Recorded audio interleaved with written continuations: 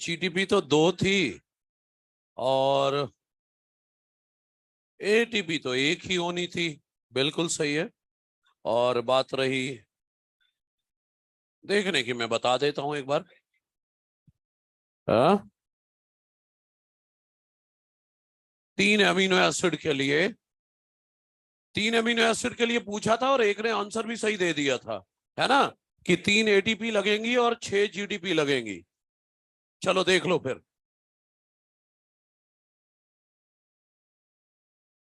क्या? किधर किधर? हाँ, वही दिखा रहा हूं। सभी इधर ध्यान दे। ओ भाई, इधर फोकस करो। चलो इधर आओ। जो डायग्राम पिछली क्लास में बना था वही बनाकर आपको एक बार काउंट करा देता हूं, एटीपी और जीटीपी। देखिए, यहां पर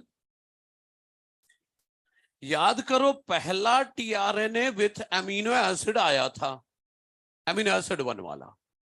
तो ये जो टीआरएनए विथ एमिनो एसिड 1 आया था, एमिनो एसिड कोई भी आए, उसके एक्टिवेशन के लिए एक एटीपी तो खर्च होती ही है, और एक टीआरएनए विथ अमीनो एसिड जो आता है उसको जुड़वाने में खर्च होता है ना।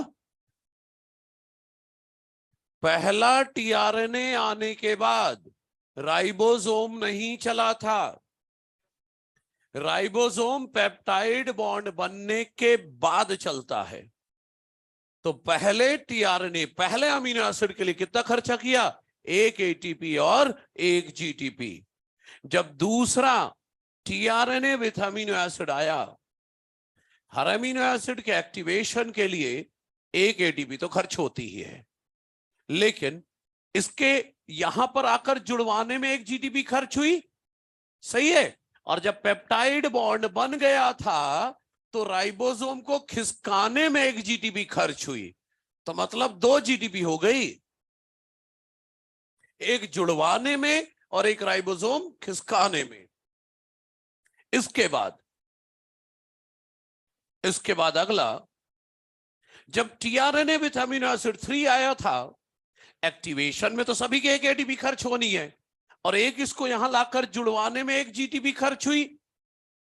और जब पेप्टाइड बॉन्ड बन गया तो राइबोसोम को खिसकाने में एक जीटीपी खर्च हुई।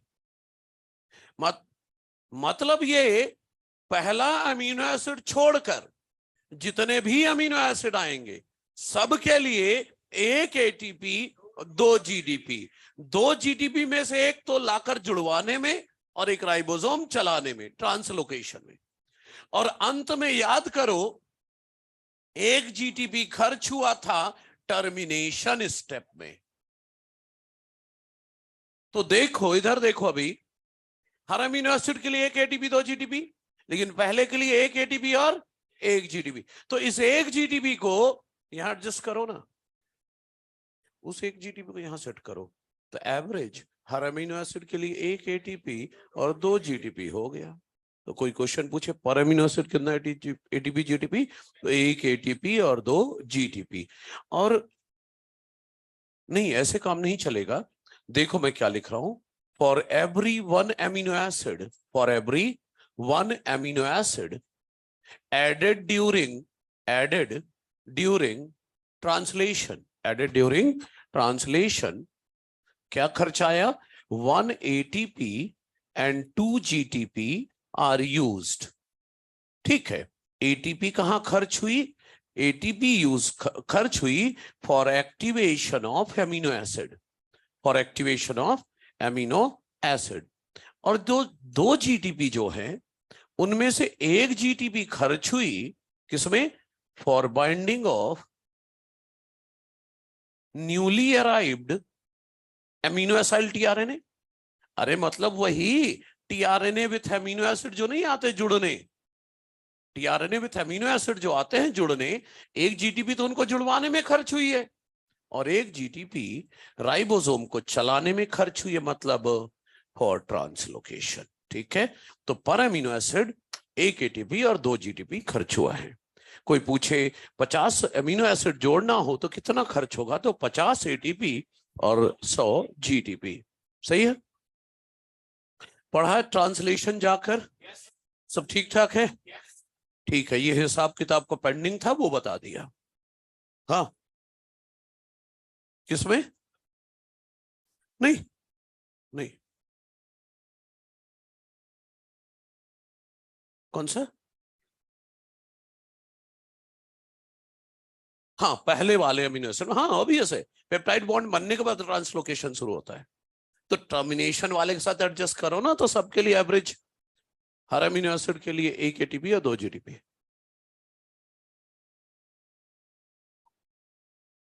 जल्दी कंप्लीट करो, इसके बाद फिर आगे की बात करो।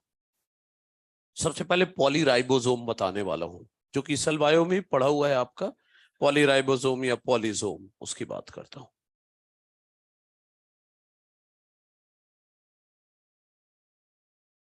कॉपी में भी लिख सकते हो अब तो, इसके बाद अब, है ना, ये भी लिख सकते हो, कोई दिक्कत नहीं, जल्दी करिए बस।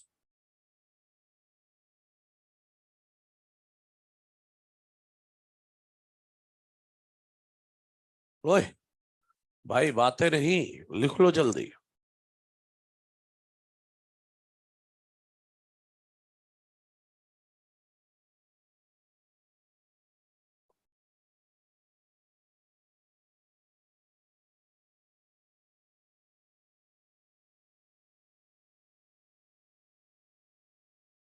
एमिनो एसिड टीआरएनए के जुड़ने में लगता है, मतलब वही टीआरएनए विद एमिनो एसिड जब जब आकर जुड़ते हैं, सबके लिए एक एक जीटीपी खर्च होता है, और राइबोसोम को चलाने में 1 जीटीपी खर्च होती है। हाँ, मैंने क्या लिख दिया, सॉरी, ट्रांसलोकेशन, ओसी माइनस हो गया भाई, इससे ओसी लगाकर बोलो, है ना, हाँ, ट्रांसलोकेशन, 1 जीटीपी ट्रांसलोकेशन में, 1 टीआरएनए को जुड़वाने में।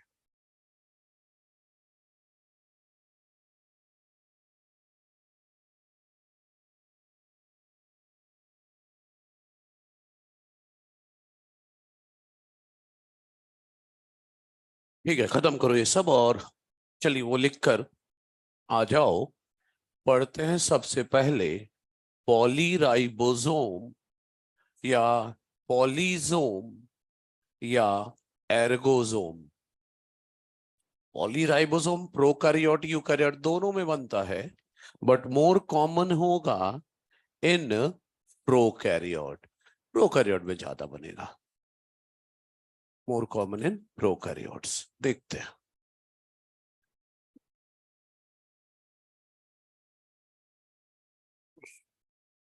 हाँ हाँ, बोले।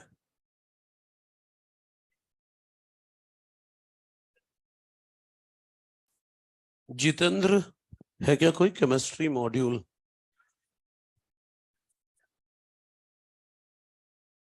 देख लो।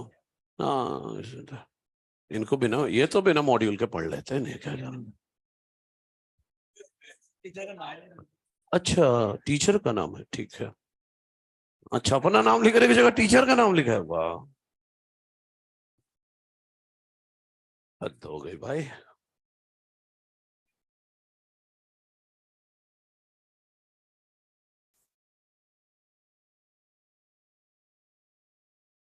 हाँ हाँ, नोट कर सकते हो, कॉपी में भी नोट कर सकते हो। हाँ, और कब तक लिखोगे, जल्दी करो।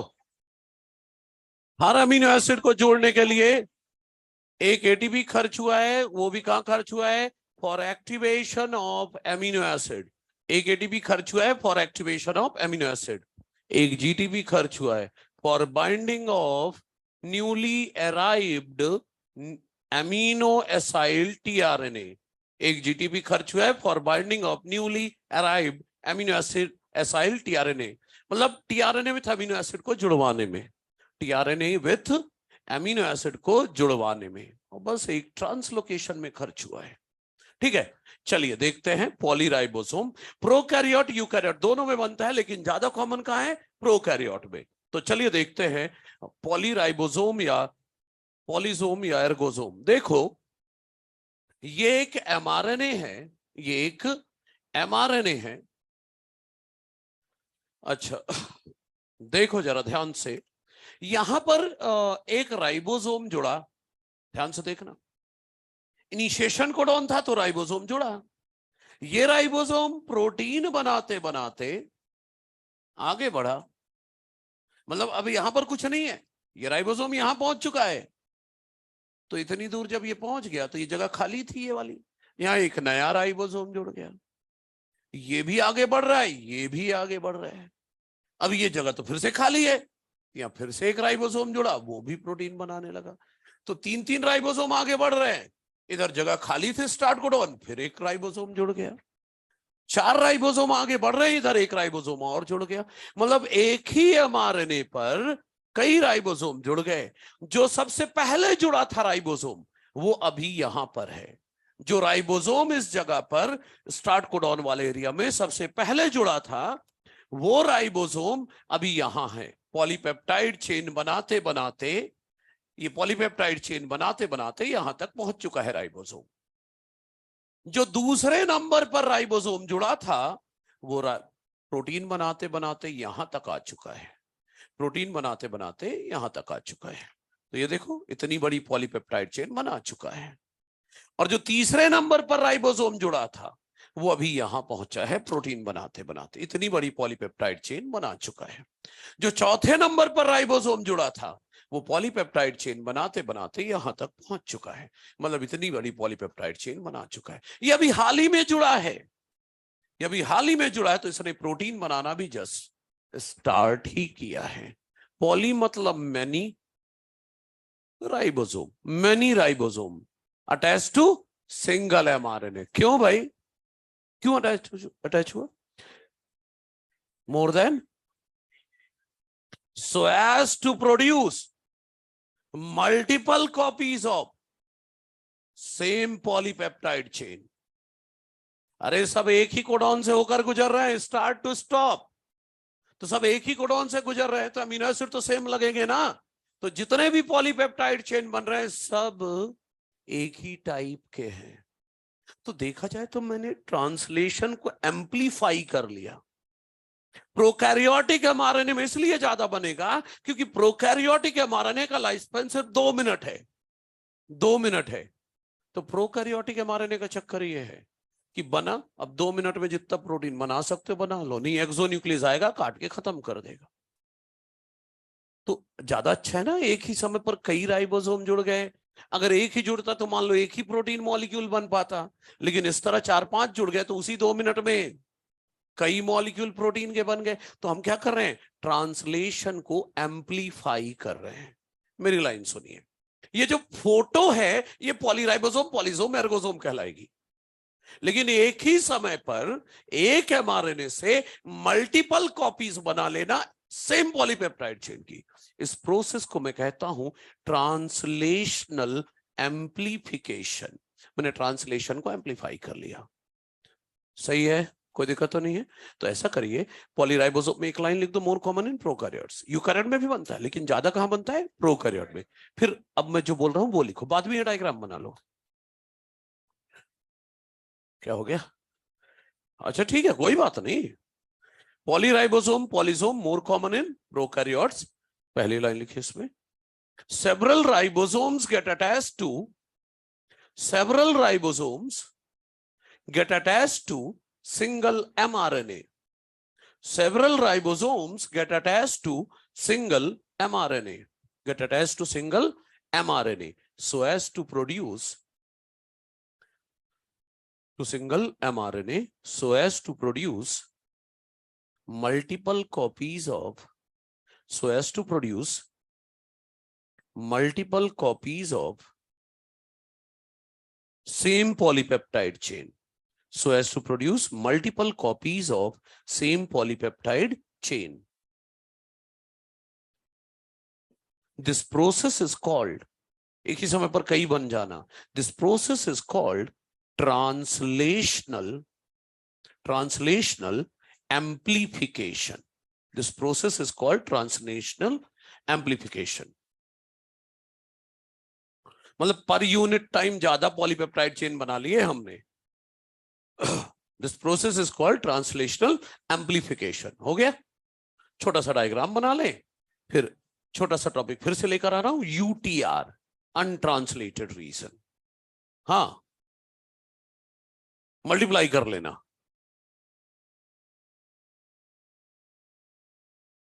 हाँ, हाँ, एम्पलीफायर का भी मतलब यही होता है, जो बढ़ा दे, दैट इज एम्पलीफायर।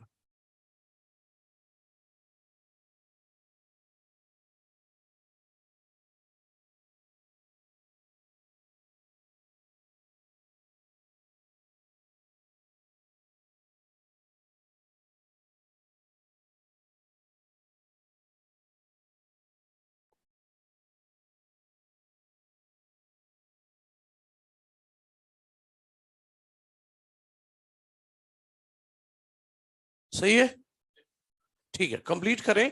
इसके बाद अगला जो टॉपिक लेकर आ रहा हूं, छोटा छोटा एक और टॉपिक आ गया, UTR, untranslated region. Untranslated region, जिसे हम कह रहे हैं यूटीआर, इसकी बात कर लेते हैं।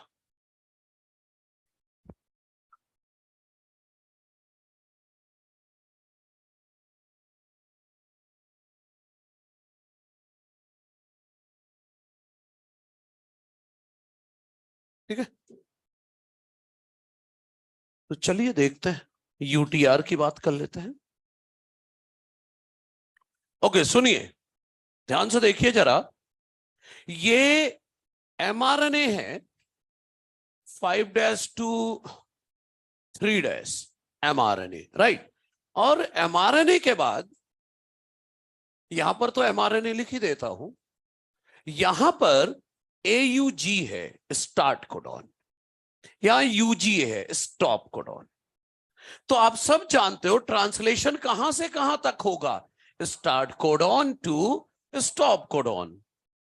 तो इस एरिया को बोलूं एमआरएनए का ट्रांसलेटेड रीजन, इसी एरिया का ट्रांसलेशन होगा।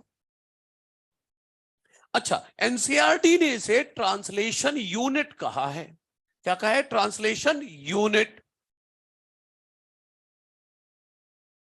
और एनसीईआरटी ने यह भी लिखा है, इधर पूरा फोकस, कि translation unit is flanked by start codon and stop codon. Translation unit के एक तरफ क्या है? स्टार्ट कोडॉन, दूसरी तरफ क्या है? Stop codon. क्या दिक्कत है? सही तो है। अच्छा, अब सुनिए, ये जो स्टार्ट कोडॉन के पहले का एरिया है, इसका तो ट्रांसलेशन नहीं होगा, तो इसे बोलो अनट्रांसलेटेड रीजन।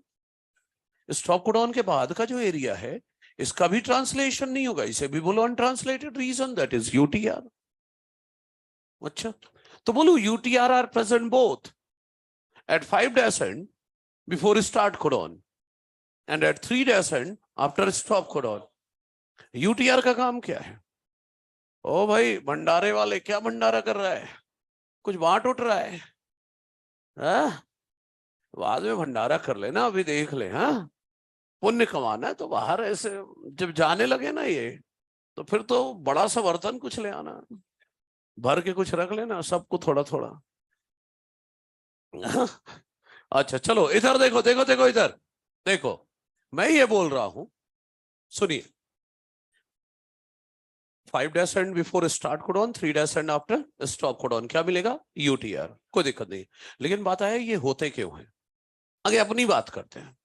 याद है हमारे एमआरएनए पर 5' end पर कैप है, वो भी तो अनट्रांसलेटेड रीजन में ही गिना जाएगा। 3' end पर पॉली ए टेल है, वो भी तो अनट्रांसलेटेड रीजन में गिना जाएगा।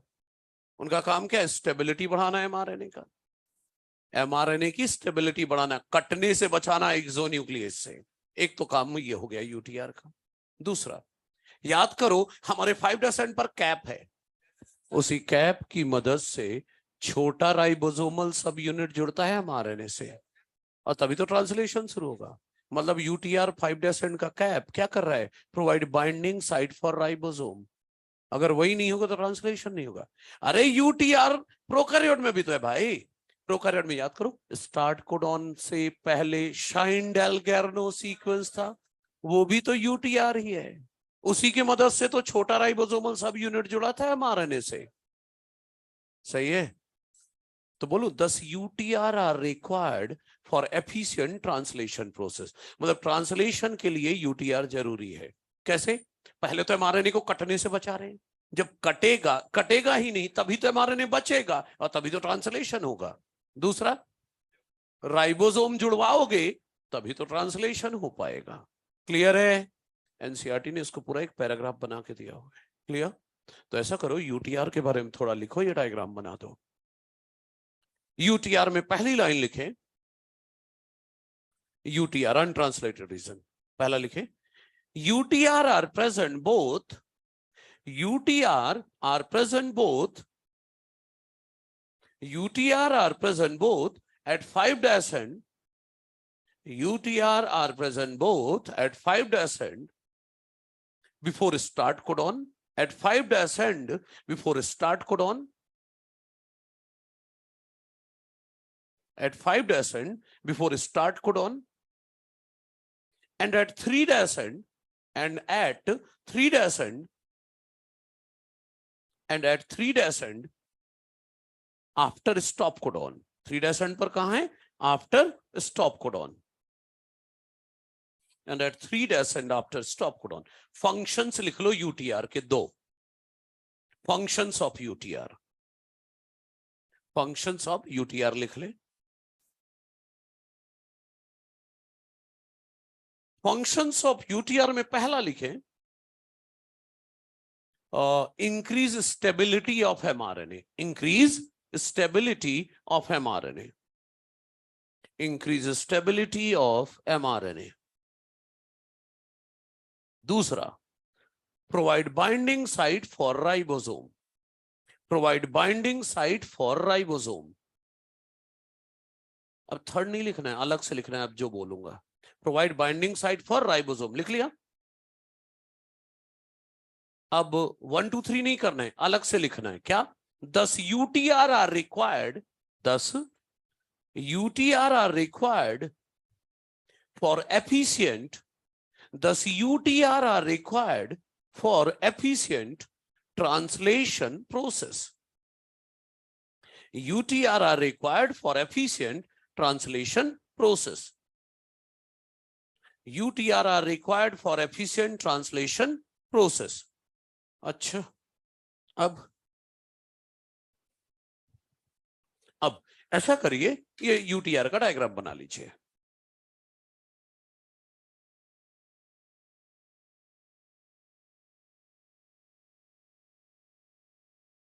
हाँ,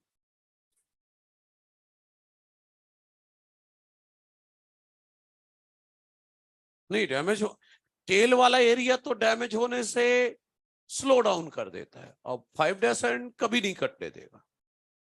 हाँ, और हमारे में प्रोकैरियोट में कटने का रेट धीमा करेगा, और क्या।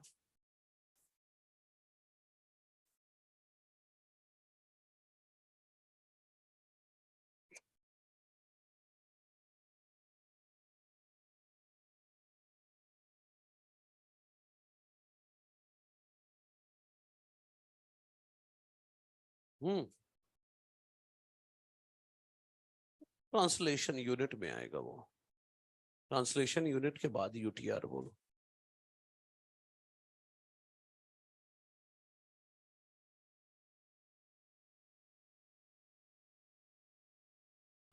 ओके, अब इसके बाद एनसीईआरटी ने, आपने एनसीईआरटी पढ़ी है कहीं ट्रांसलेशन?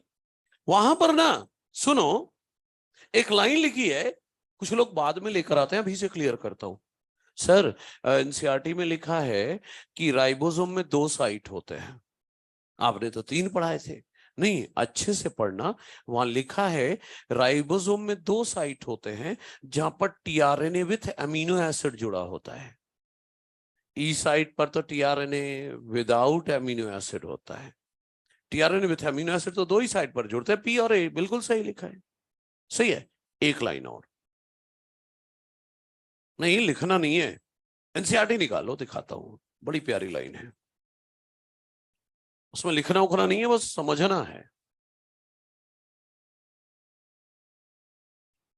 पेज नंबर 115 में ट्रांसलेशन टॉपिक का सेकंड लास्ट पैराग्राफ यूटीआर पर है, पेज 115। ये अरे 115 में बोल्ड लेटर में अलग से लिखा है यूटीआर, वो पूरा यूटीआर से रिलेटेड है, ट्रांसलेशन यूनिट से। लेकिन मैं कौन सी लाइन बोल रहा हूं उस पर ध्यान दो। ये जो आखिरी पैराग्राफ है ना ट्रांसलेशन का, ये भी पढ़ा चुका हूं आपको मैं, बस एक लाइन बची है वो बताना चाह रहा हूं। एनसीईआरटी लिखती है dictated bye DNA, represented by mRNA and translated into polypeptide chain. आखिरी की 4-5 लाइन में ट्रांसलेशन टॉपिक के। रेगुलेशन ऑफ जीन एक्सप्रेशन ना देखने लगा ना, उसके ऊपर का पैराग्राफ है ना, 3rd 4th लास्ट लाइंस जो हैं वहां पर dictated bye DNA, represented by mRNA और ट्रांसलेटेड इनटू पॉलीपेप्टाइड चेन। इसको भी समझा देता हूं, समझ लो। तो सुनो जरा, ये लाइन समझते ही ट्रांसलेशन हमारा पूरा हो जाएगा, हम रेगुलेशन ऑफ जीन एक्सप्रेशन की तरफ चल पड़ेंगे। तो सुनिए जरा ध्यान से। देखो मान लो एक डीएनए है 3 से 5, यहां पर है TAC, GGG, TCC, like that DNA है ये। तो इससे जब एमआरएनए बनेगा, ये टेम्पलेट स्ट्रैंड है 3 से 5, तो 5 से 3 कोडिंग। तो टी के सामने क्या लगेगा? ए के सामने यू, सी के सामने जी, सीसीसी, ए जी जी, ये एमआरएनए बन गया। अब ये जो एमआरएनए बना, अब इसका ट्रांसलेशन होगा। तो जब ट्रांसलेशन होगा तो एयूजी के सामने क्या लगेगा? मिथियोनिन, सीसीसी के सामने प्रोलीन, एजीजीजी के सामने आर्जिनिन। लो बन गया पॉलीपेप्टाइड चेन। Polypeptide chain. देखो जब 3rd 4th क्लास के समय पे आप थे तो स्कूल टीचर डिक्टेशन देते थे, डिक्टेट करते थे। तो वो जो डिक्टेट करते थे आप कॉपी में लिख लेते थे। कॉपी में लिखकर जो आप फ्री हुए, वो जो कॉपी में लिखा आपने, दैट इज रिप्रेजेंटेशन। जो आप लिख लिए दैट इज रिप्रेजेंटेशन। यहां डीएनए डिक्टेशन दे रहा है। डीएनए बोल रहा है मेरे में टी है, एमआरएनए तू अपने में ए लगा। डीएनए बोल रहा है मेरे में ए है, तू अपने में यू लगा। मेरे में सी है, तू जी लगा। डिक्टेट कौन कर रहा है? डीएनए। और जो बन के तैयार हुआ दैट इज रिप्रेजेंटेशन। प्रोटीन बनाता हुआ हमें डीएनए दिखेगा या एमआरएनए? तो रिप्रेजेंटेटिव कौन है जो प्रोटीन बना के देने वाला है? तो डीएनए डिक्टेट कर रहा है और जो बन के तैयार हुआ दैट इज रिप्रेजेंटेशन, रिप्रेजेंटेटिव है। और इसी को ट्रांसलेट किया जाता है into polypeptide chain. DNA train translate होता है, एमआरएनए को ट्रांसलेट किया जाता है इनटू पॉलीपेप्टाइड चेन। क्लियर है? तो ये छोटा सा मतलब था इसका, कुछ लिखना उखना नहीं है, बस लाइन है और कुछ नहीं। तो अब मतलब क्या बनाएगा? अभी इतना कितनी बार लिख चुके हैं ऐसी चीजें हम। अच्छा, regulation of gene expression topic में हम आ गए। तो चलिए देखते हैं, डिटेल में बात करेंगे रेगुलेशन ऑफ जीन एक्सप्रेशन की। Regulation of gene expression, translation का एक छोटा सा रिकैप कर लें। सबसे पहले एक्टिवेशन ऑफ एमिनो एसिड हुआ था, फिर उसे लोड कर दिया गया टीआरएनए के 3' एसिड पर, फिर एमआरएनए पर जुड़ा था छोटा राइबोसोमल सब यूनिट एसडी की मदद से। जब छोटा सब यूनिट जुड़ गया तो टीआरएनए विद एमिनो एसिड 1 जुड़ा था with the help of IF2 and GTP। जब वो जुड़ गया तो राइबोसोम का बड़ा सब यूनिट जुड़ा। ए साइड पर एक नया कोडॉन बचा हुआ था, वहां पर टीआरएनए विद एमिनो एसिड 2 आया। जैसे ही वो आकर जुड़ा, पेप्टाइडिल ट्रांसफरेज ने टीआरएनए और एमिनो एसिड 1 के बीच के एस्टर बॉन्ड को तोड़ा और जो एनर्जी निकली उस एमिनो एसिड 1 और 2 के बीच पेप्टाइड बॉन्ड बना दिया। पेप्टाइड बॉन्ड बनते ही EFG और GTP ने राइबोसोम को एक कोडॉन आगे बढ़ा दिया, ट्रांसलोकेशन। जैसे राइबोसोम चला, ए साइट पर एक नया कोडॉन आ गया, तो फिर से टीआरएनए विद एमिनो एसिड आया और जैसे ही आया पिछले टीआरएनए और एमिनो एसिड के बीच के एस्टर बॉन्ड को तोड़ा पेप्टाइडल ट्रांसफरेज ने और जो एनर्जी निकली उसे पेप्टाइड बॉन्ड बना दिया। ये ऐसे चलता रहेगा कब तक? जब तक राइबोसोम चले और ए साइट पर एक नया कोडॉन आए, और वो कौन सा है? Stop codon. और जैसे स्टॉप कोडॉन आएगा, रिलीज फैक्टर पॉलीपेप्टाइड चेन और टीआरएनए के बीच का कनेक्शन कट कर देगा, पॉलीपेप्टाइड चेन रिलीज हो गई। जो नई पॉलीपेप्टाइड चेन रिलीज हुई है वो प्राइमरी स्ट्रक्चर है, उसको प्रॉपर फोल्ड करना जरूरी है। तो वो कौन कराएगा? Specific protein called molecular chaperones. क्योंकि प्रॉपर फोल्ड नहीं करोगे तो एक्टिव साइट नहीं डेवलप होगी, प्रोटीन फंक्शनल नहीं हो पाएगी। क्लियर है? यही था ट्रांसलेशन। और क्या मतलब पिछली क्लास में क्या पढ़ा, यही 3-4 मिनट का टॉपिक, पूरी क्लास गुजार दी। ठीक है, कोई बात नहीं, अब पढ़ते हैं। Regulation of gene expression.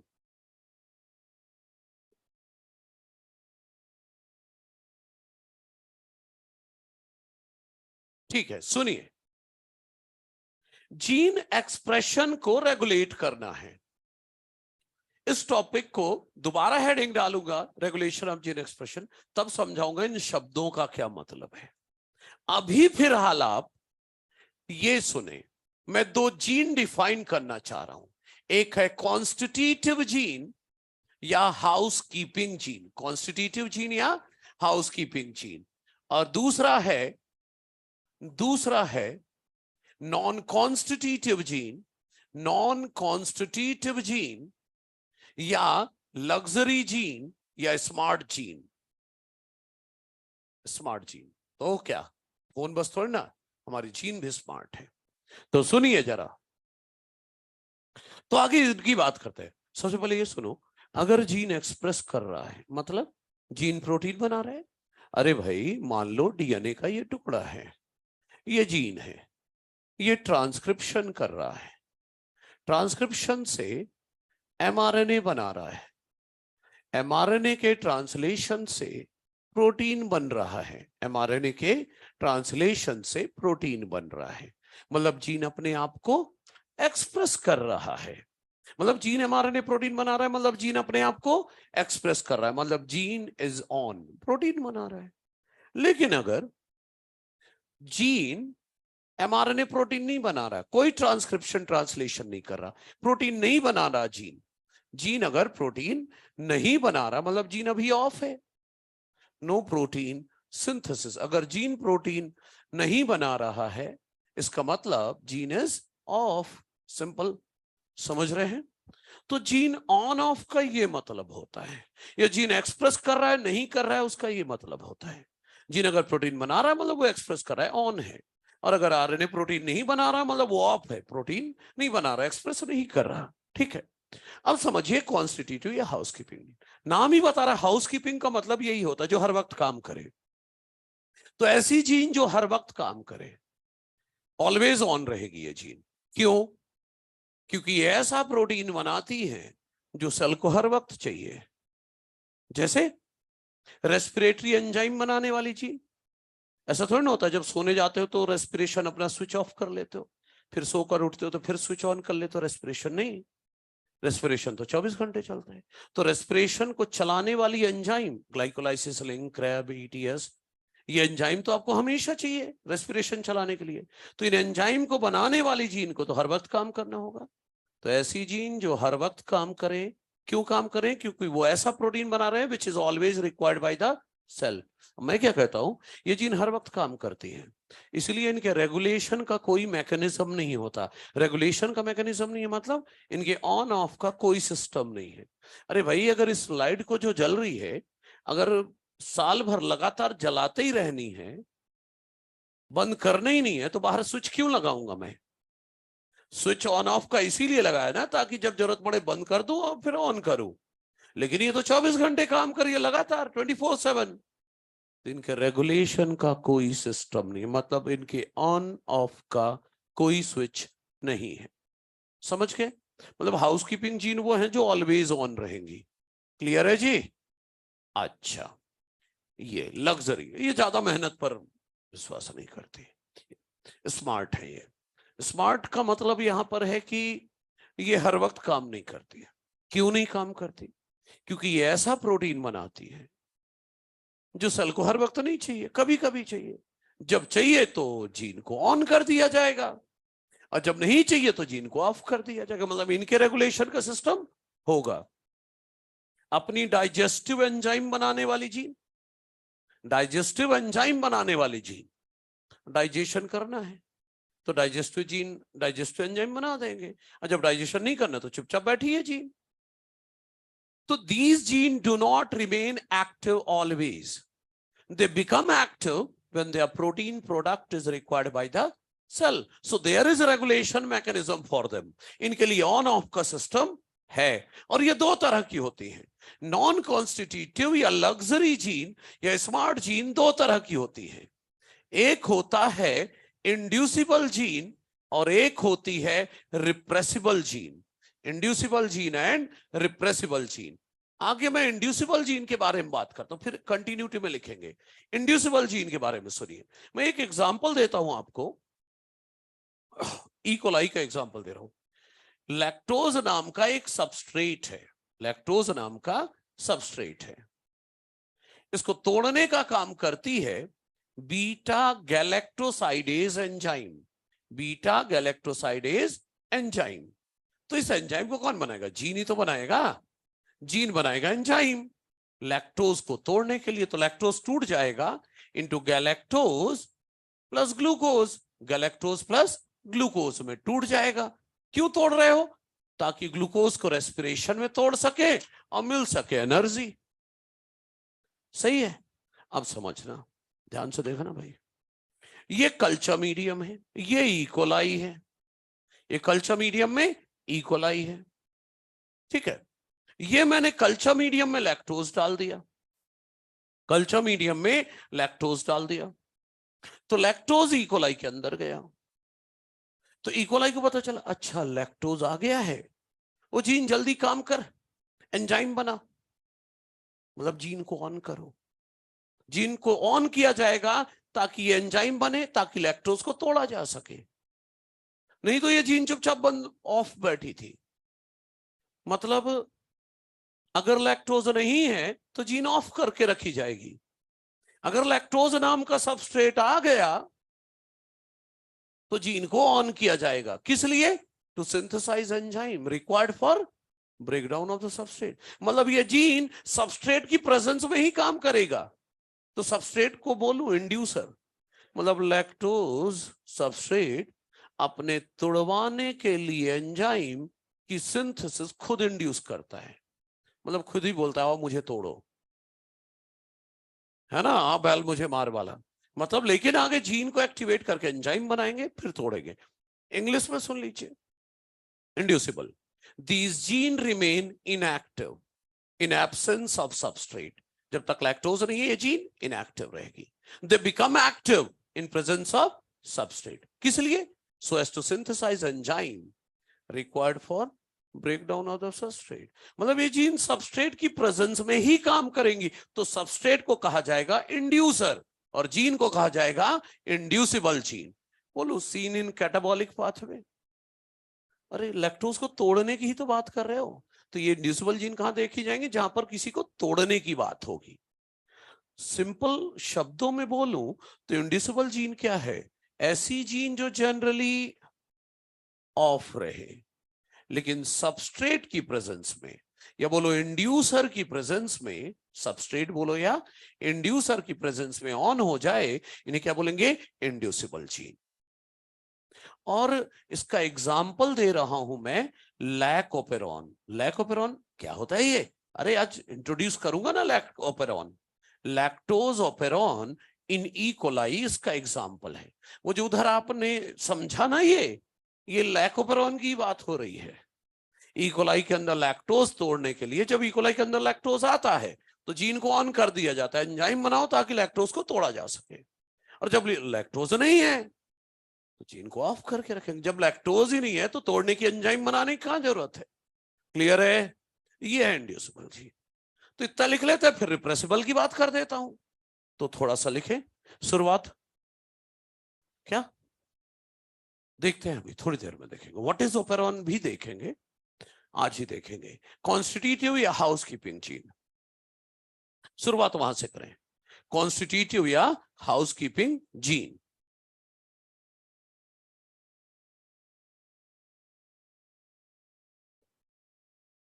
Constitutive या हाउसकीपिंग जीन।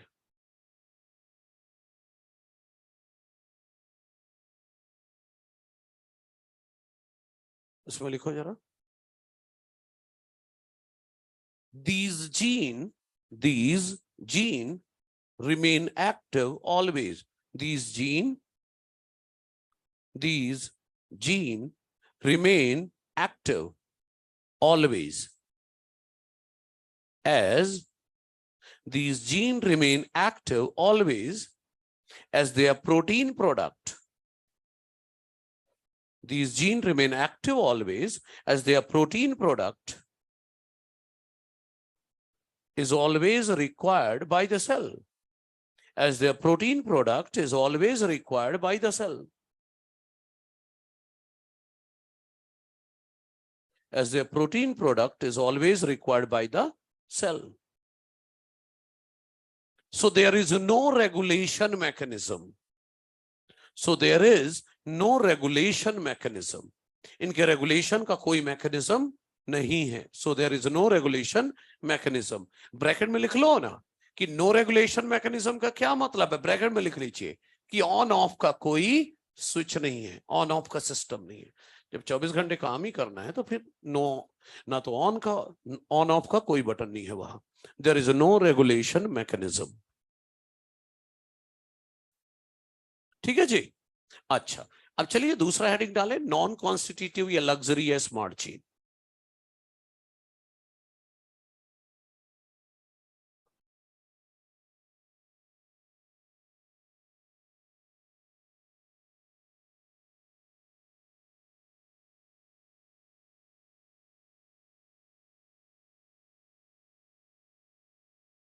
नॉन कॉन्स्टिट्यूटिव या लग्जरी या स्मार्ट चीन.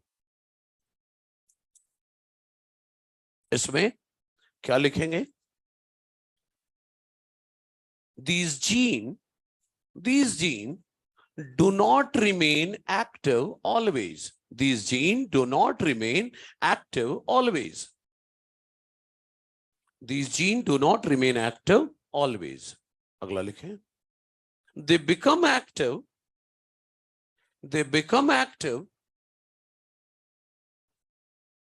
when their protein product, they become active when their protein product is required by the cell. They become active when their protein product is required by the cell. They become active when their protein product is required by the cell. So there is regulation mechanism. So there is regulation mechanism. They become active when their protein product is required by the cell. So there is a regulation mechanism. Bracket में लिख लो on off, मतलब इनमें on off का system है, कभी on किया जाएगा कभी ऑफ किया जाएगा. अब ऐसे कर लो ना कि 2 टाइप्स के होते हैं ये जीन 2 टाइप्स के, इंड्यूसिबल और रिप्रेसिबल. फिर पहले इंड्यूसिबल की बात करते हैं.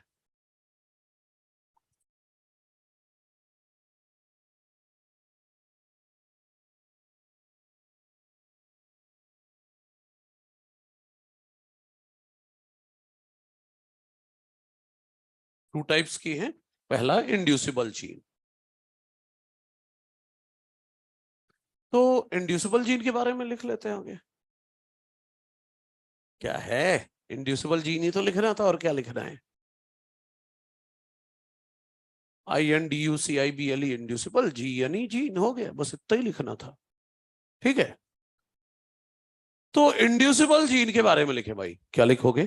थोड़ा सा वर्ड्स में लिख लेते हैं ताकि ये देखो वर्ड्स में लिखा दे रहा हूं, लेकिन जब कभी टाइम ना हो तो इतना पढ़ के भी काम चल जाएगा कि जनरली ऑफ रहती हैं और सबस्ट्रेट या इंड्यूसर मिल जाए तो ऑन हो जाती है. ऐसी जीन को क्या बोलते हैं? Inducible gene. तो 1-2 लाइन लिख लो आगे तो इसके वर्ड्स में. These gene remain inactive in absence of substrate. These gene remain inactive in absence of substrate. These gene remain inactive in absence of substrate. फिर अगला point, they become active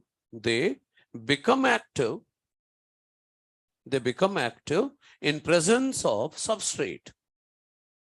They become active in presence of substrate so as to, they become active in presence of substrate so as to synthesize enzyme.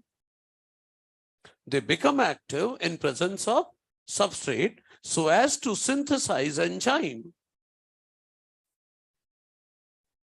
So as to synthesize enzyme किस लिए? Required for, so as to synthesize enzyme required for breakdown of, so as to synthesize enzyme required for breakdown of substrate.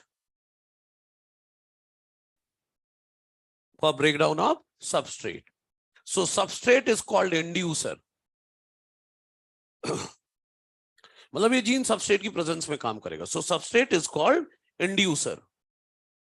So substrate is called inducer. अगला point लिख लो. कहां दिखेगा ये? Seen in catabolic pathway. जब किसी को तोड़ने की बात आएगी, लैक्टोज को तोड़ने की बात हो रही है. और जो रिप्रेसिबल जीन है ना, वो तब दिखेगा जब कुछ बनाने की बात होगी, एनाबॉलिक पाथवे में. तो यहां लिख दीजिए scene in catabolic pathway. Scene in catabolic pathway. अब ऐसा करो, अगर तो ये लिख दो कि जनरली ये जीन ऑफ रहती है, सबस्ट्रेट या इंड्यूसर के प्रेजेंस में ऑन हो जाती है. फिर एग्जांपल लिख दो लैकोपेरॉन इन इकोलाई. और फिर इसका जो एग्जांपल लिख रहे हो, अरे इसके नीचे ये बना दो ना. ये लैकोपेरॉन में यही तो पढ़ेंगे, लैक्टोज के तोड़ने की बात है. पहले ये, फिर ये, फिर ये.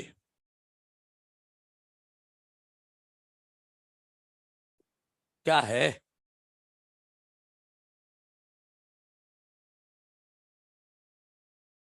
ठीक है. हाँ,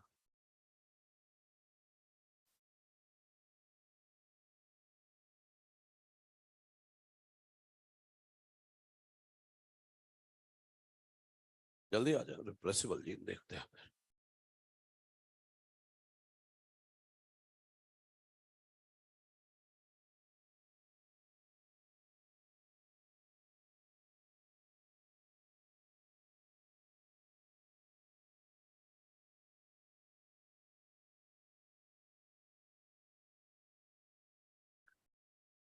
अरे वो आधा अधूरा लिखा है. वो ये कहना चाह रहा है पी साइट पर जो टीआरएनए था वो आगे एग्जिट साइट पर आया, फिर एग्जिट हो जाएगा राइबोसोम से. आपको अपने आप समझना है उसको, है ना. वो इनकम्प्लीट लिखा हुआ है.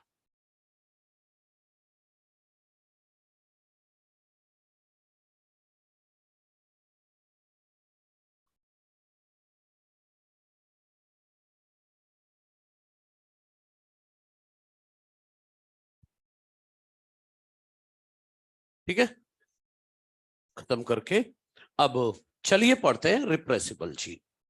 2 टाइप्स था ना, इंड्यूसिबल तो देख लिया, अब रिप्रेसिबल जीन देख लेते हैं. फिर रेगुलेशन ऑफ जीन एक्सप्रेशन को दोबारा स्टार्ट करते हैं.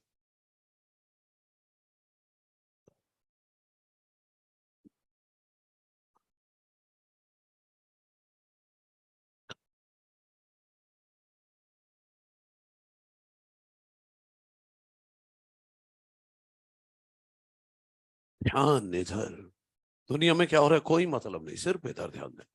रिप्रेसिबल जीन देखो भाई, इस बार वाइस वर्सा होने वाला है. मतलब उधर जीन ऑफ रहती थी, फिर ऑन करना पड़ता था. यहां उल्टा है, ऑन रहती है, ऑफ करना पड़ता है. देखिए थोड़ा एक एग्जाम्पल, इस बार एग्जाम्पल के नाम पर दे रहा हूं ट्रिपोपेरॉन, मतलब ट्रिप्टोफैन ओपेरॉन इन इकोलाई. मतलब इस बार ट्रिप्टोफैन को तोड़ने की बात नहीं हो रही है, ट्रिप्टोफैन को बनाने की बात हो रही है. इकोलाई में ही होगा ये. इकोलाई में एक रॉ मटेरियल है, रॉ मटेरियल का नाम नहीं लिख रहा, नहीं तकलीफ में आओगे बेकार में. इकोलाई में रॉ मटेरियल है, उससे बनाया जा रहा है एक प्रोडक्ट. क्या बनाया जा रहा है? एक प्रोडक्ट. अब प्रोडक्ट का नाम है ट्रिप्टोफैन. लेकिन ये रॉ मटेरियल से प्रोडक्ट बनाने के लिए काम कौन कर रहा है? एंजाइम. और ये एंजाइम कौन बना रहा है? जीन. तो रिप्रेसिबल जीन में ये है, रिप्रेसिबल जीन में ये है मामला, gene remain active so as to synthesize enzyme. Required for synthesis of product. Gene काम कर रही है, क्या काम कर रही है? एंजाइम बना रही है। कौन सा enzyme? Required for synthesis of product, gene on है। But when concentration of product increases in the cell, जब सेल में प्रोडक्ट का अमाउंट बढ़ जाएगा तो प्रोडक्ट खुद जीन को बोलेगा, भाई मैं बहुत हो चुका हूं, तो मुझे बनाना बंद कर। Negative feedback inhibition. तो प्रोडक्ट खुद अपना बनना रोक रहा है, जीन को सप्रेस कर रहा है। तो प्रोडक्ट को बोलू रिप्रेसर, प्रोडक्ट जीन को सप्रेस कर रहा है, तो सप्रेस हो गया, जीन ने काम करने बंद कर दिया। सही है। तो इस बार बोलू सीन इन एनाबॉलिक पाथवे, इस बार ट्रिप्टोफैन बनाने के, प्रोडक्ट बनाने की बात हो रही थी। मतलब यहां पर पिछले बार जैसा उल्टा करना होगा कि जनरली जीन ऑन रहेगी, लेकिन high concentration of product he repressor का काम करेगा और जीन को ऑफ कर देगा। और एग्जाम्पल क्या है? यही ट्रिप्टोफैनोपरन, उसमें यही तो होता है। इकोलाई में एक जीन है जो, इकोलाई में जीन है जो कि क्या बनाती रहेगी? एंजाइम। इकोलाई में जीन है जो क्या बनाएंगी? एंजाइम। और वो एंजाइम क्या करेंगी? ट्रिप्टोफैन बनवा रही है। लेकिन ट्रिप्टोफैन बनते बनते जब ज्यादा हो जाएगा तो प्रोडक्ट खुद जाकर जीन को सप्रेस कर देगा। तो प्रोडक्ट को खुद को क्या बोलेंगे? रिप्रेसर। इसीलिए जीन को क्या बोल रहे हैं? Repressible gene. Seen in anabolic pathway, यहां तोड़ने की बात नहीं हो रही है, प्रोडक्ट बनाने की बात हो रही थी। क्लियर है? That is all. Repressible gene. थोड़ा सा लिख लें। These gene remain active. These gene remain active. These gene remain active so as to synthesize enzyme. These gene remain active so as to synthesize enzyme. These genes remain active so as to synthesize enzyme required for synthesis of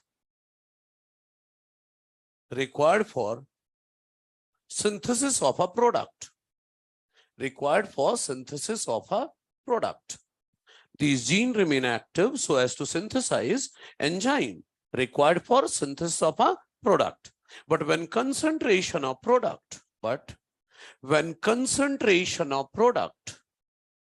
increases in the cell, when concentration of product increases in the cell,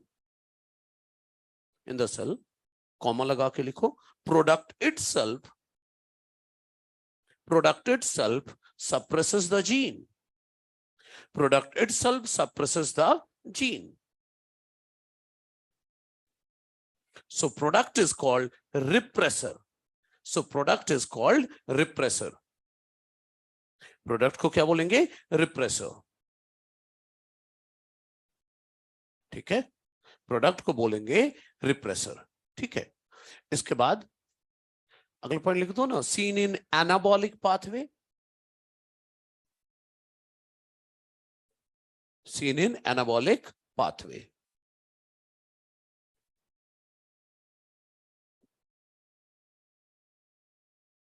ठीक है, seen in anabolic pathway. फिर पिछले बार जैसे फिर से वही करो, पहले ये, फिर एग्जाम्पल ट्रिप्टोफैनोपरन इन इकोलाई, और इसमें क्या होता है वो ये रहा कि ट्रिप्टोफैन बनाने की बात होती है। तो पहले ये, फिर वो, तीनों लिख लो ताकि रिप्रेसिबल जीन पूरा हो जाए।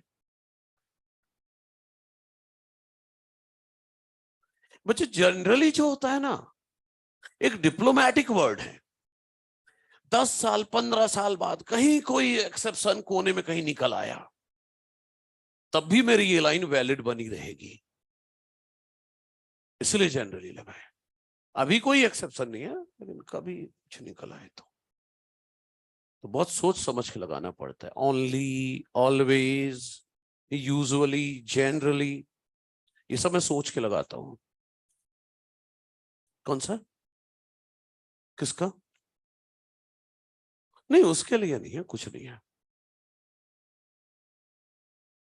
हाई कंसंट्रेशन हो, अरे ऐसा होता ही नहीं है, बोलो जब कभी, अभी कुछ नहीं ऐसा है जो बोल रहा हूं, जनरली हटा के भी लिखोगे तो भी सही है, ठीक है ना।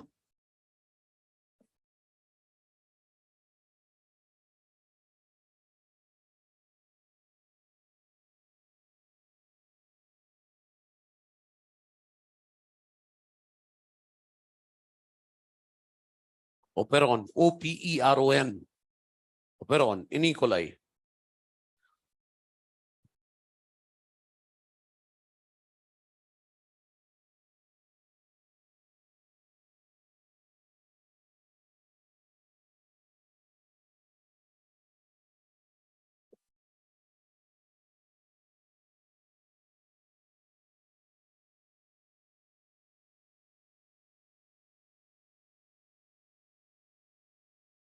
अच्छा चलिए आइए अब इधर वापस वही उसी टॉपिक में आ गया, रेगुलेशन ऑफ जीन एक्सप्रेशन।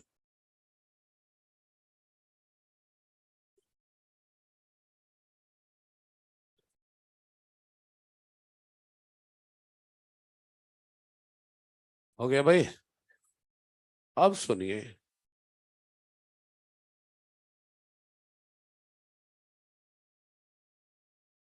लिख लिया तूने? हाँ ठीक है, ये नहीं कि बैठा है।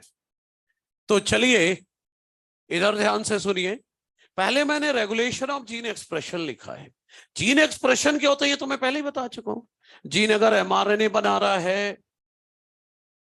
प्रोटीन नाम का प्रोडक्ट बना रहा है, या सिंपली प्रोटीन ही बना रहा है, तो जीन अगर एमआरएनए प्रोटीन बना रहा है मतलब जीन अपने आप को एक्सप्रेस कर रहा है।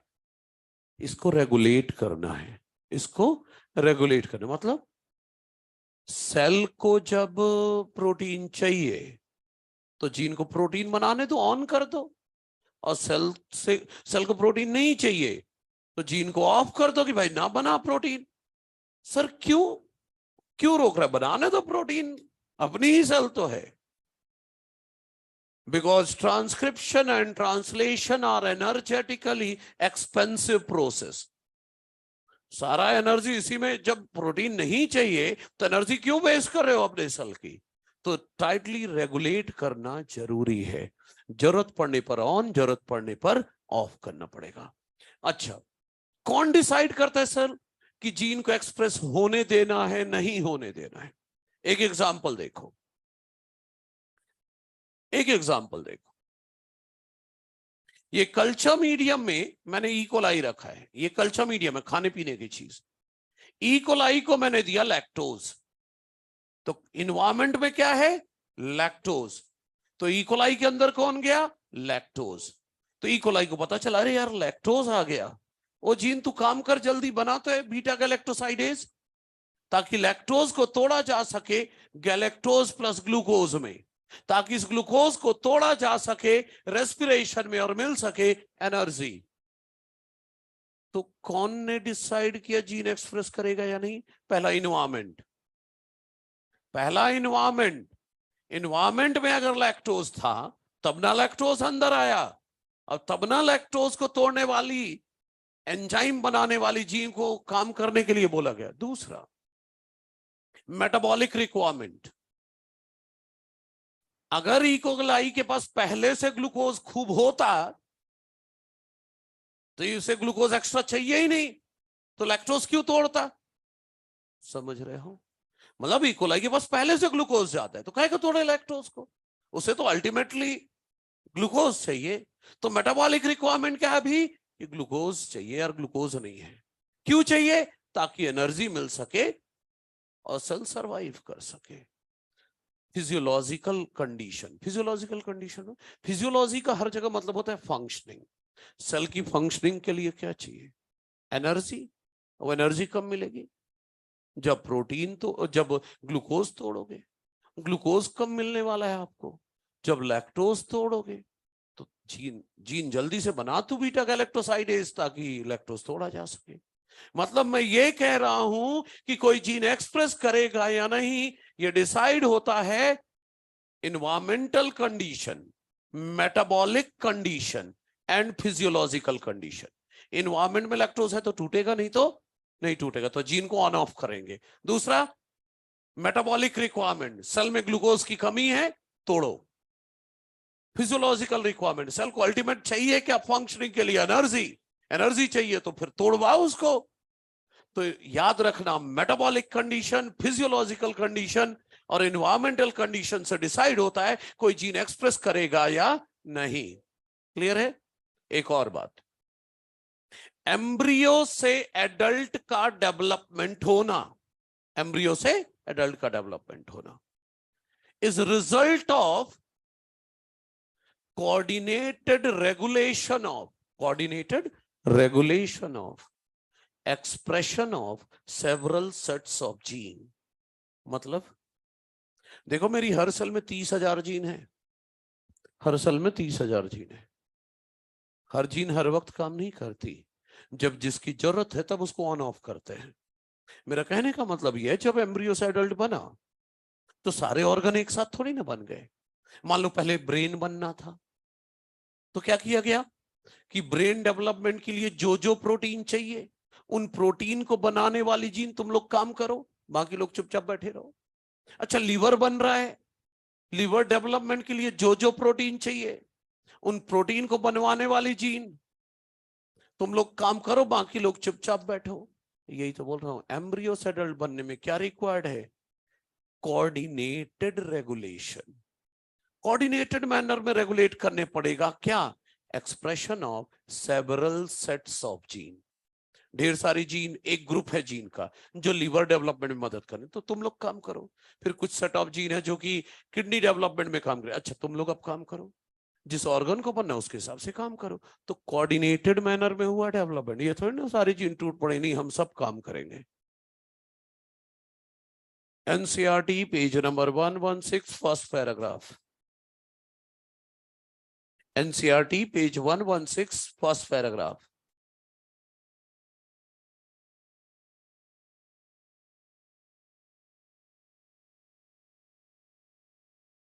फर्स्ट पैराग्राफ पढ़ लो और आखिरी की 3-4 लाइन को अंडरलाइन कर लेना, जो मैंने अभी समझाया है। देयरफॉर से लेकर आखिरी तक तो अंडरलाइन ही कर लेना।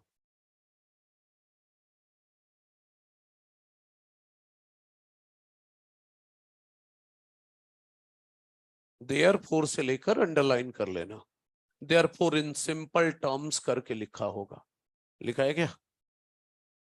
हाँ, तो वो हिस्सा तो अंडरलाइन कर ही लो। हाँ, और फिर सारे ऑर्गन बनाने की भी जरूरत क्या है? डेवलपमेंटल स्टेजेस से गुजरना होगा ना भाई।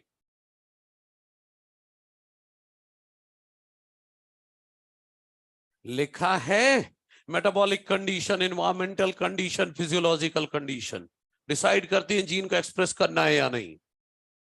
फर्स्ट पैराग्राफ पढ़ने को बोला था, पढ़ लिया, दूसरा नहीं पढ़ना है।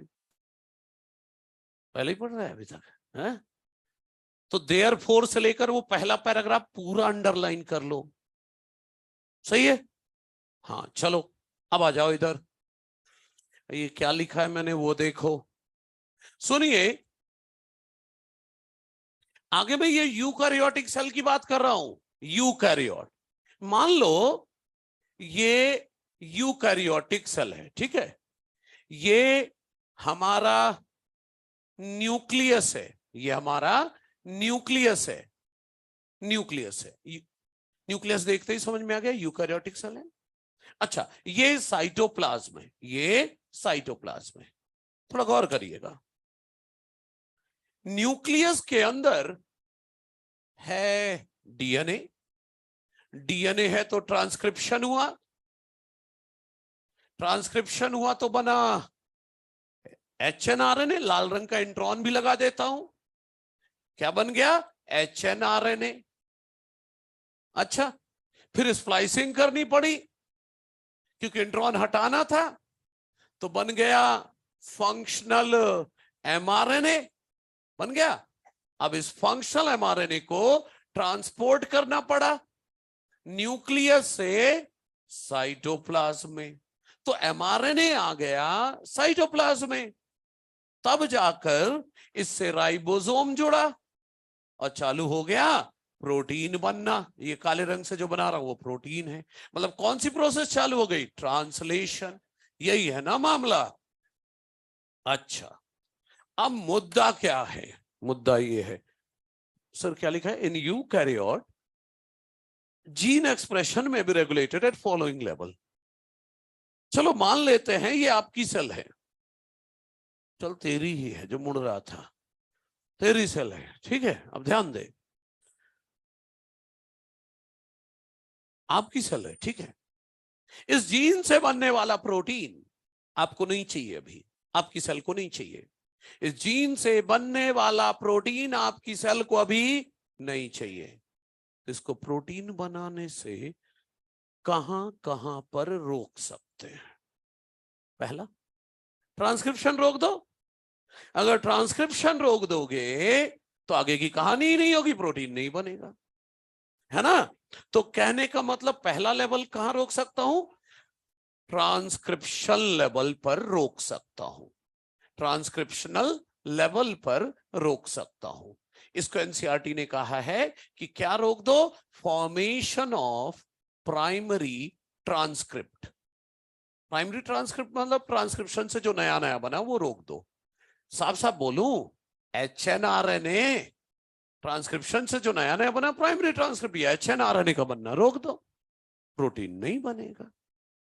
अब सेल तो आपकी थी, आपने बोला सर एचएनआरएनए तो बन गया है, प्रोटीन नहीं चाहिए उस जीन का, लेकिन सर एचएनआरएनए तो बन चुका है, तो स्प्लाइसिंग रोक दो। तो दूसरा कहां रोक सकते हो? स्प्लाइसिंग लेवल या प्रोसेसिंग लेवल। प्रोसेसिंग लेवल पर रोक दो, आई मीन टू से रेगुलेशन ऑफ स्प्लाइसिंग करा दो, स्प्लाइसिंग रोक दो, प्रोटीन नहीं बनेगा। सही है, स्प्लाइसिंग रोक दो, प्रोटीन नहीं बनेगा, आगे कुछ होगा ही नहीं।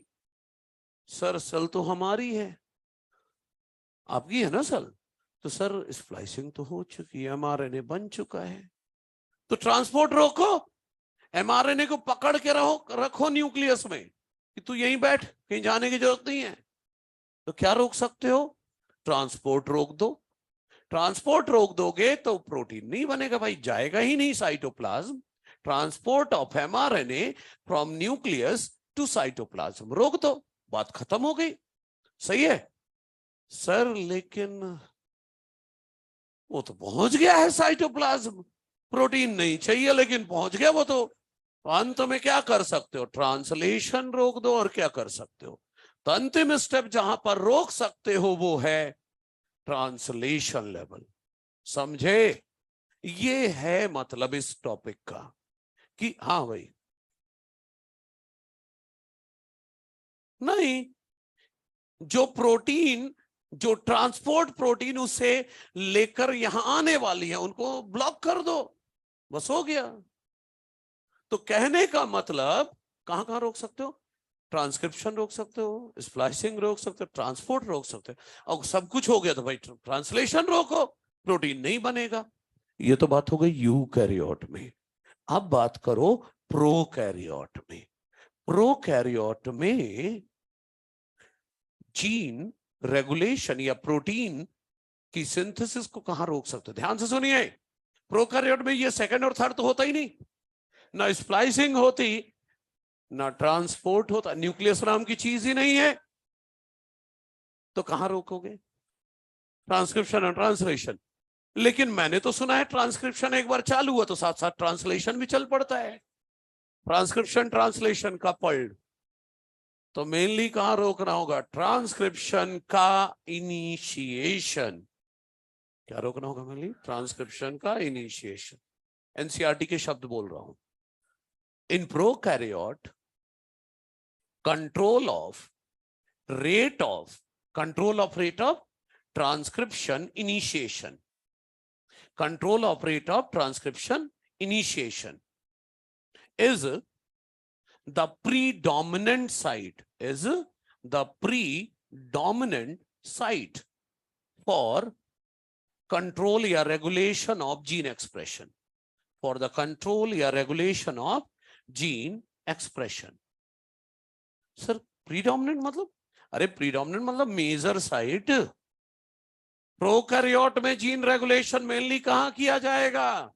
ट्रांसक्रिप्शन के इनिशिएशन लेवल पर, क्योंकि अगर ट्रांसक्रिप्शन स्टार्ट हो गया तो साथ के साथ ट्रांसलेशन भी चल जाता है। अब एक बात और सुनो, प्रोकैरियोट में जीन एक्सप्रेशन का रेगुलेशन समझाया जाता है बाय ओपेरॉन मॉडल। क्या बोला मैंने? वो वही ओपेरॉन जो भी नाम लिया था मैंने। क्या बोला? In prokaryotes regulation of gene expression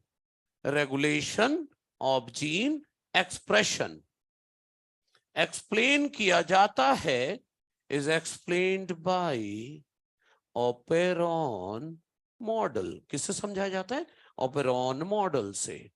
और ये जो ओपेरॉन मॉडल है ना, ये जो ओपेरॉन मॉडल है, इसे दिया था एनसीईआरटी की अगर बात करूं तो उन्होंने तो पूरा नाम दिया है बाय फ्रैंकोइस जैकब, जो कि जेनेटिक्स से थे, और दूसरे जो थे वो बायोकेमिस्ट थे, by Francois Jacob and Jacques Monod. आप तो जैकब और मोनॉड याद रखो ना, बस हो गया। और इन दोनों को नोबेल प्राइज मिला था इसके लिए 1978 में। ईयर नहीं लिख रहा हूं, सिर्फ कि नोबेल प्राइज मिला था। अब बात आई व्हाट इज ओपेरॉन। अब फटाफट ये लिख लें, थोड़ा सा ओपेरॉन का इंट्रोडक्शन देने वाला हूं, सिर्फ 4-5 मिनट का। खत्म करें इसको फटाफट जल्दी। मुझे दिख रहा है सामने वालों से फिक्स होता है क्या बच्चे? ट्रांसक्रिप्शन से जो ताजा ताजा बना उसे प्राइमरी ट्रांसक्रिप्ट कहेंगे, प्रोडक्ट ऑफ ट्रांसक्रिप्शन। कंप्लीट कर लें।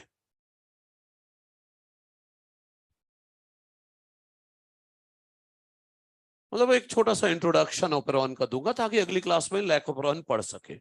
अब खत्म करें ये सब।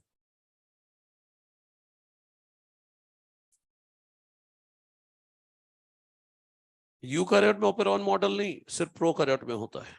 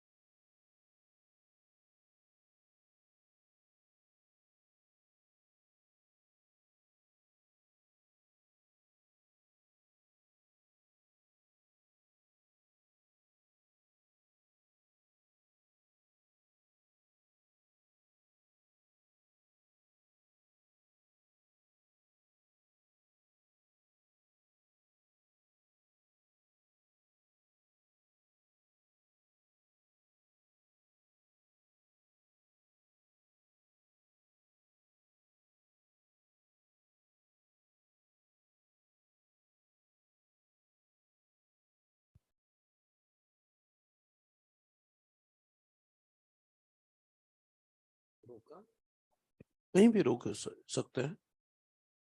हाँ बिल्कुल है। और हमें सिर्फ प्रोकैरियोट का पढ़ना है, तभी तो ओपेरॉन मॉडल का इंट्रोडक्शन दे रहा हूं। क्या बच्चे? हाँ, ओपेरॉन सिर्फ प्रोकैरियोट में है। यूकैरियोट में रेगुलेशन ऑफ जीन एक्सप्रेशन समझाने के लिए दूसरा मॉडल होता है, gene battery model. Gene battery model जरूरत नहीं है आपको, आपको सिर्फ ओपेरॉन मॉडल पढ़ना है, प्रोकैरियोट। हाँ भाई।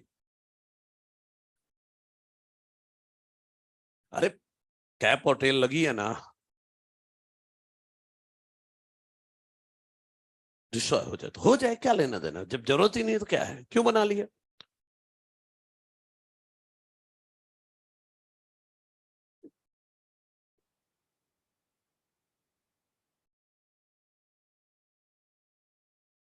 हाँ, अभी ऐसा नहीं बनेगा। तो कैपिंग स्प्लाइसिंग में आ तो क्या, स्प्लाइसिंग के पहले प्रोसेसिंग के अंदर, है ना। ठीक है, खत्म करें ये।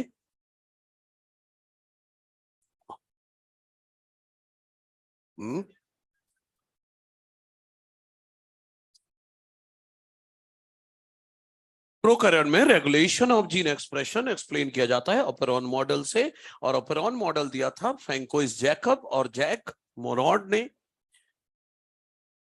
वहां तक लिख लो। फिर मैं बताता हूं ओपेरॉन मॉडल। एक्चुअली बार बार ओपेरॉन आ रहा है, तो ओपेरॉन होता क्या है ये जानना है। हाँ बोलो भाई। रेट ऑफ ट्रांसक्रिप्शन इनिशिएशन, हाँ, मतलब ट्रांसक्रिप्शन इनिशिएशन की रेट को कंट्रोल करना है। मतलब ट्रांसक्रिप्शन इनिशिएशन जल्दी नहीं होने देंगे तो ट्रांसक्रिप्शन रेट कम रहेगा, तो प्रोटीन बनने का रेट भी कम रहेगा। तो बंद कर दो, कोई दिक्कत नहीं है, बंद कर दो, कोई दिक्कत नहीं। इसीलिए तो मैंने बोला ना कि प्रोकैरियोट में सिर्फ याद रखना ट्रांसक्रिप्शन का इनिशिएशन लेवल पर कंट्रोल करेंगे, और यूकैरियोट में 4 लेवल पर कंट्रोल कर सकते हैं।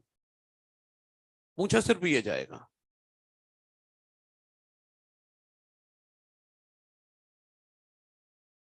और ये पूरा एनसीईआरटी है, ये भी और ये भी।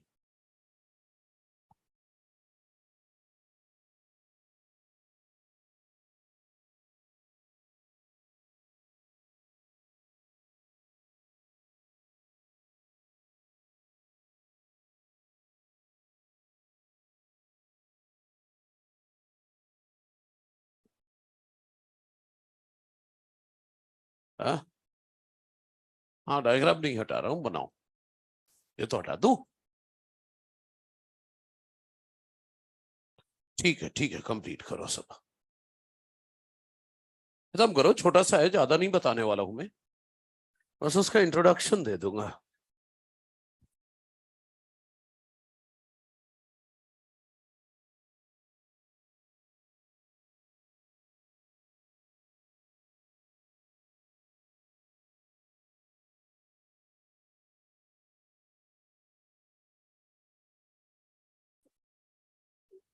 कुछ है क्या? अगली बार मुड़ना नहीं, जो मिलेगा वो फेंकूंगा सर पे। चलो इधर देखो। अच्छा, डायग्राम जल्दी बना लो भाई। तो ओपेरॉन मॉडल किसने दिया था? फ्रैंकोइस जैकब और जैक मोनोड ने। ये वाला पार्ट मैं उधर ले आता हूं, ठीक है, और कंटिन्यूटी में रख देता हूं।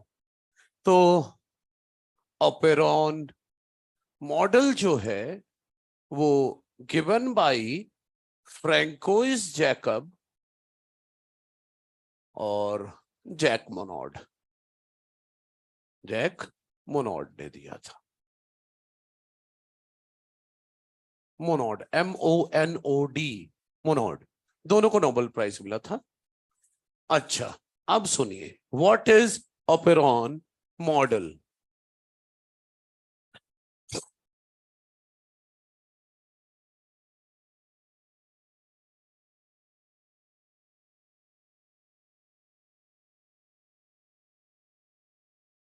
ध्यान देना भाई, अब ये सब खत्म करो और इधर सुनो, अब ध्यान से देखते हैं।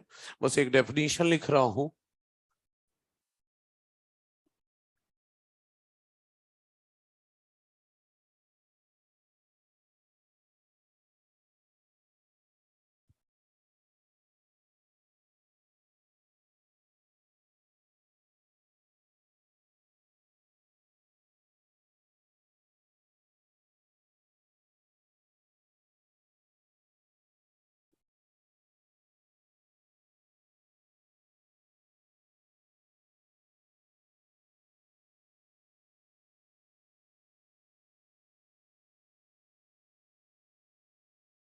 ठीक है, चलिए अब बस बात कर लेते हैं।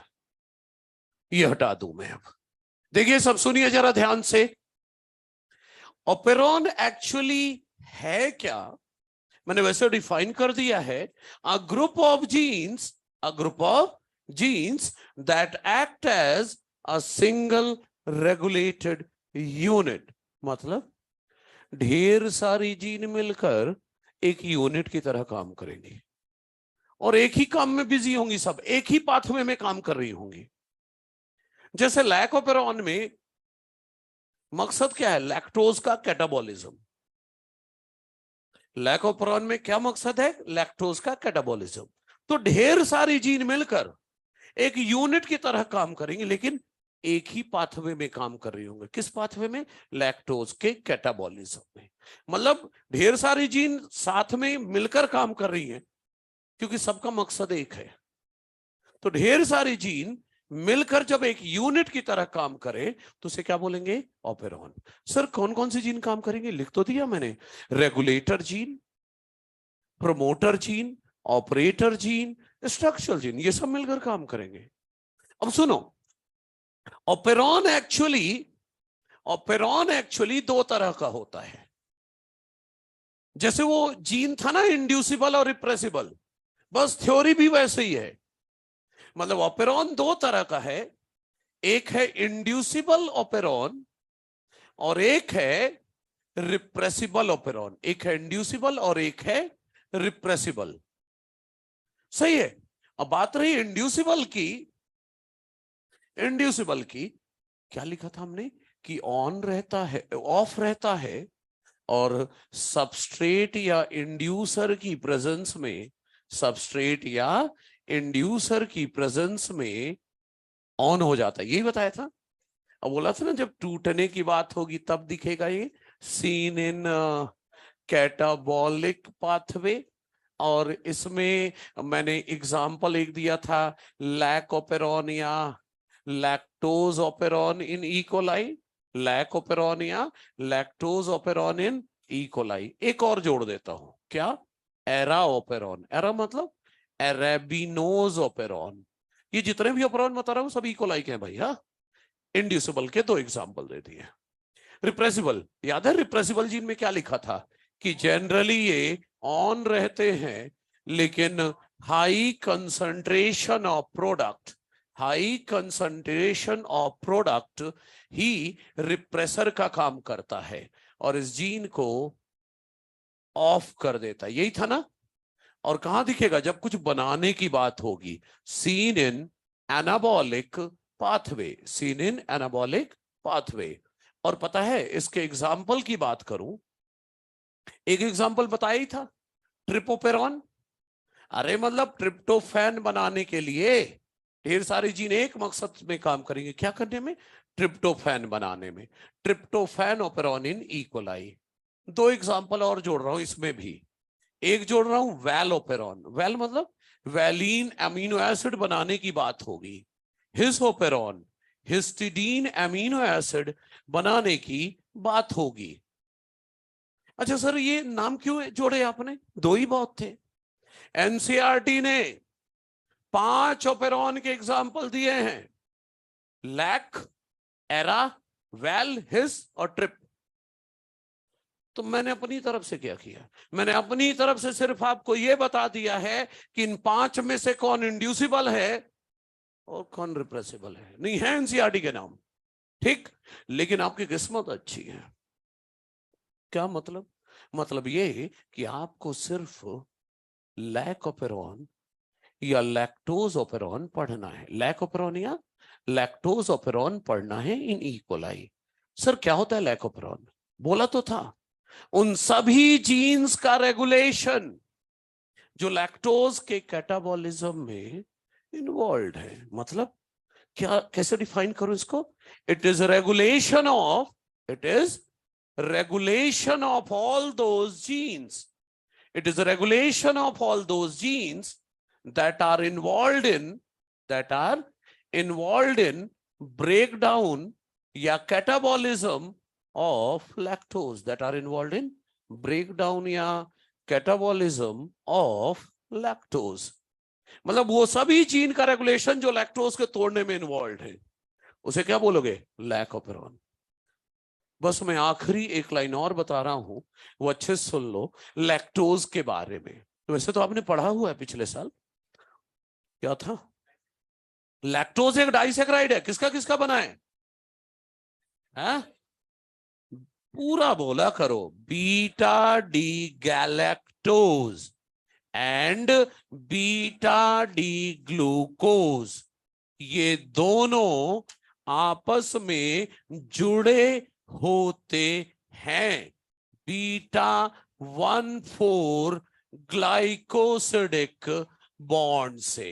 लिंकेज बोलो या बॉन्ड, ये है लैक्टोज। और सुनिए, क्योंकि लैक्टोज का एक कंपोनेंट बीटा गैलेक्टोज है, ध्यान से सुनो, लैक्टोज का क्योंकि एक कंपोनेंट बीटा गैलेक्टोज है, इसीलिए लैक्टोज का दूसरा नाम है बीटा गैलेक्टोसाइड।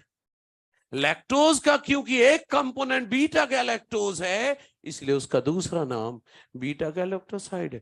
तभी तो उसको तोड़ने वाली एंजाइम का नाम बीटा गैलेक्टोसाइडेज है। तो बीटा गैलेक्टोसाइडेज एंजाइम इसे तोड़ेगी। कौन तोड़ेगा? Beta galactosidase enzyme. लेकिन लेकिन इस एंजाइम को बनाएगा कौन? जीन। जीन ही तो बनाएगा एंजाइम, और ये एंजाइम लैक्टोज को तोड़ देगा किस में? बीटा डी गैलेक्टोज में प्लस बीटा डी ग्लूकोज में। और इस बीटा डी ग्लूकोज के इकोलाई क्या करेगा? रेस्पिरेशन में तोड़ेगा और पाएगा एनर्जी। यही तो बता रहा था मैं, सही है? हाँ भाई, कहने का मतलब इकोलाई के अंदर एक जीन होगी जो कि बीटा गैलेक्टोसाइडेज एंजाइम बनाएगी। वो एंजाइम लैक्टोज को तोड़कर गैलेक्टोज ग्लूकोज बनाएगा, और इसी ग्लूकोज को इकोलाई यूज करेगा रेस्पिरेशन में और पाएगा एनर्जी। नहीं, ये तो मैंने सिर्फ 2 लाइन लिखी है, अगली पूरी क्लास डेडिकेटेड है लैकोपेरॉन पर। हो सकता है आखिरी के 4-5 मिनट में 2-4 लाइन म्यूटेशन की बोल दूं, म्यूटेशन की, अदरवाइज मैक्सिमम पार्ट लैकोपेरॉन है। तो सारे सवालों के जवाब दिए जाएंगे। हाँ बोलो। हाँ, और कोई एक होगा जो बोलेगा चलो ऐसे ऐसे काम करो। हाँ हाँ, ये सब इक्वलाइक है, बिल्कुल सारे ऑपेरॉन इक्वलाइक है। हाँ, टारगेट है। ठीक है भाई, ऑनलाइन वालों, बाय बाय, अगली क्लास मिलते हैं लैकोपेरॉन के साथ।